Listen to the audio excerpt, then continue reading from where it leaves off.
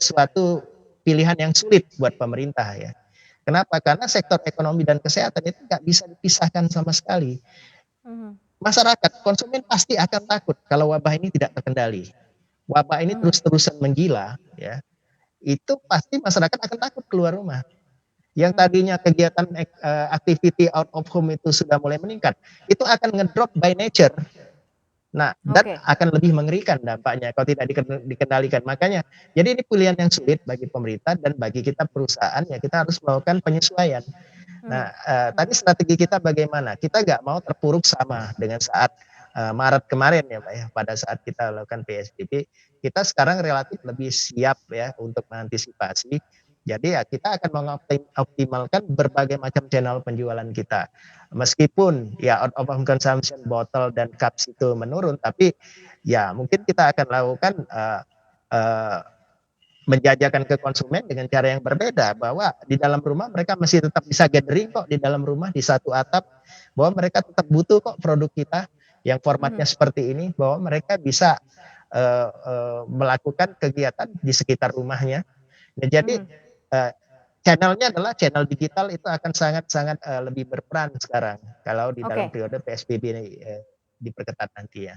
Mungkin atau tidak akan ada sedikit pengurangan dari sisi produksi, Pak Rahmat. Karena kan kalau kita lihat dari utilisasi pabrik sendiri saja, merosotnya cukup, tajam ketika kemarin masa PSBB awal begitu ya, di bulan Maret April 40%, kemudian sekarang mungkin sudah sedikit recovery ke 50-60%. Ini akan seperti apa nih Pak, kalau nanti Ya, gambaran PSBB total kembali lagi dilaksanakan?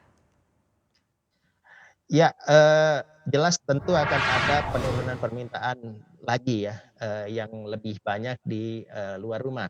Nah, tapi kan konsumsi itu secara volume akan dikompensasi sebagian, tidak seluruhnya oleh peningkatan konsumsi di dalam rumah. Jadi ini adalah ya benar-benar sesuatu yang tidak bisa kita hindarin ya Mbak ya. Jadi kita yang jelas akan mengoptimalkan supply chain kita, logistik kita, marketing effort kita, selling effort kita, channel kita untuk bisa menjaga konsumen seluas-luasnya. Jadi itu strategi kita ya, efisiensi maupun optimalisasi. Jadi Oke. di samping ya kita tetap harus sangat-sangat disiplin, jangan sampai kegiatan kita menjadi klaster penyebaran COVID. Jadi Mhm. itu juga Mhm. tanggung jawab kita kepada masyarakat dan kepada pemerintah untuk memastikan itu kita jaga. Oke, tadi Anda katakan juga melakukan efisiensi begitu ya. Nah, apa saja Pak efisiensi yang dilakukan di industri Pak? Dan kalau tadi kita kaitkan sedikit dengan channel digital ini seperti apa sebenarnya yang sudah disiapkan sebagai salah satu bentuk strategi juga di teman-teman industri AMDK ini Pak? Ya, efisiensi di dalam kita mengatur logistik kita ya, mengatur warehousing kita, itu kita harus cari berbagai cara. Dan juga kan menurunnya kegiatan itu kan pasti kalau kita harus kejar juga dan penurunan konsumsi kita di sumber daya, konsumsi Hmm. kita listrik, ya, konsumsi kita energi yang lain itu harus bisa kita efisienkan juga.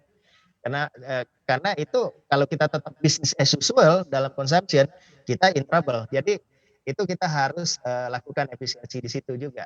Bagaimana kita mengatur rute distribusi, bagaimana kita mengatur jadwal distribusi, itu juga perlu kita sesuaikan. Jadi intinya begini, ada memang yang tak terhindarkan yang terjadi penurunan permintaan, tapi kita masih harus usahakan sebesar-besarnya bagaimana kita bisa juga mengkompensasi dengan penurunan biaya-biaya yang bisa kita lakukan. Itu contohnya ya tadi bagaimana Mhm. kita mengefisienkan logistik maupun penjualan kita.